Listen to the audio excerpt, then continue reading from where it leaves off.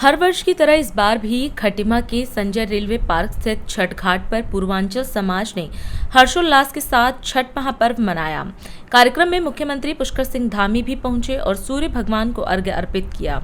उन्होंने सभी पूर्वांचल समाज की महिलाओं और श्रद्धालुओं को लोक महापर्व छठ की शुभकामना दी। मुख्यमंत्री ने कहा कि छठ पूजा हमारी सनातन संस्कृति की दिव्य परंपरा का प्रतीक है, जिसमें आस्था, अनुशासन, तपस्या और प्रकृति के प्रति कृतज्ञता का सुंदर संगम झलकता है। उन्होंने सभी के लिए सुख, समृद्धि और कल्याण की कामना की। छठ मैया सब प्रकार से हम सब पर कृपा करें। साथ ही में पूर्वांचल सेवा समिति के समस्त पदाधिकारियों का, उनके साथ आयोजक मंडल का भी बहुत साधुवाद देता हूं कि उन्होंने प्रत्येक वर्ष की भांति इस वर्ष भी बहुत भव्य और दिव्य कार्यक्रम, शानदार कार्यक्रम यहां पर आयोजित किया है। भाइयों बहनों, आज का ये पावन पर्व हमारी सनातन संस्कृति की उस उज्जवल परंपरा का प्रतीक है जिसमें आस्था, अनुशासन, तपस्या और प्रकृति के प्रति कृतज्ञता का एक साथ भाव दिखाई देता है। छठ पूजा केवल एक धार्मिक अनुष्ठान नहीं है, बल्कि हमारे जीवन मूल्यों, पारिवारिक संस्कारों का महापर्व है। एक कठिन व्रत हमारी माताएं बहनें करती हैं। ये पर्व हमें प्रकृति और पर्यावरण के बारे में इसके महत्व को बताता है और छठ महापर्व भारत की उस संस्कृति का प्रत्यक्ष प्रमाण है जिसमें उगते सूर्य के साथ ही ढलते हुए सूर्य को भी अर्घ्य दिया जाता है, अर्घ्य अर्पित किया जाता है, जो अपने आप में एक अनोखा अनुभव है। छठ पर्व की विशेष बात यह है कि यह लोक आस्था का पर्व है। हर वर्ग और हर क्षेत्र के लोग इसको अत्यंत श्रद्धा के साथ मनाते हैं, चाहे वो बिहार हो, झारखंड हो या हमारा उत्तराखंड हो। भाइयों बहनों, आदरणीय प्रधानमंत्री श्री नरेंद्र मोदी जी के कुशल मार्गदर्शन में और उनके नेतृत्व में भारत के सनातन संस्कृति का वैभव आज संपूर्ण विश्व में हर दिशा में दिखाई दे रहा है। संपूर्ण विश्व में भारत की सनातन संस्कृति पहुंच रही है।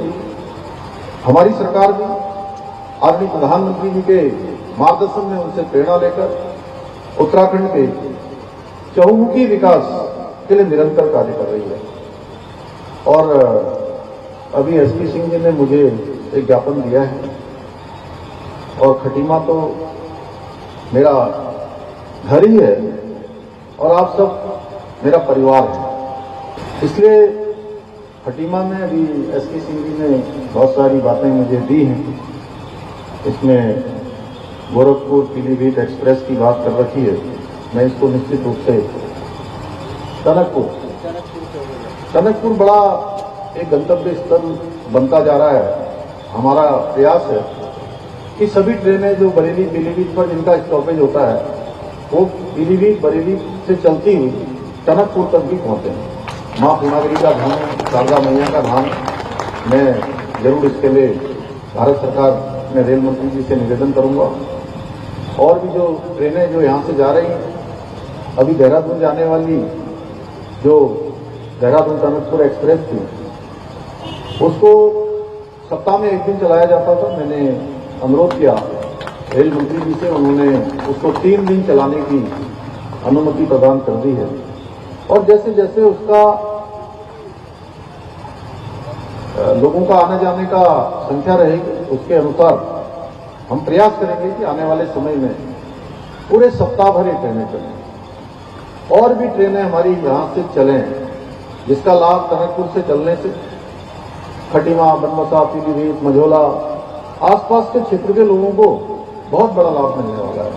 भाइयों बहनों, हमारी सरकार उत्तराखंड को देश का सर्वश्रेष्ठ राज्य बनाने का अपना विकल्प रहित संकल्प इस मंत्र के साथ इसको पूरा करने के लिए निरंतर कार्य कर रही है, निरंतर प्रयास कर रही है। मुझे पूरा विश्वास है आज छठी मैया और भगवान सूर्यदेव के आशीर्वाद से और आप सबके सहयोग और आशीर्वाद से हमारा ये संकल्प अवश्य सिद्ध होगा। इसी दिव्य कामना के साथ मैं आप सभी को एक बार फिर से छठ महापर्व की हार्दिक शुभकामनाएं देता हूं। अपनी माताओं को, बहनों को जो कठिन निर्जला व्रत रख रही उनकी छठ मैया सभी मनोकामनाएं पूर्ण करें, उनको आरोग्य दें, उनके घर में सुख समृद्धि दे, हर प्रकार से अपनी कृपा करें। इतना छठ मैया से प्रार्थना करते हुए मैं अपनी वाणी को विराम देता हूं। राष्ट्र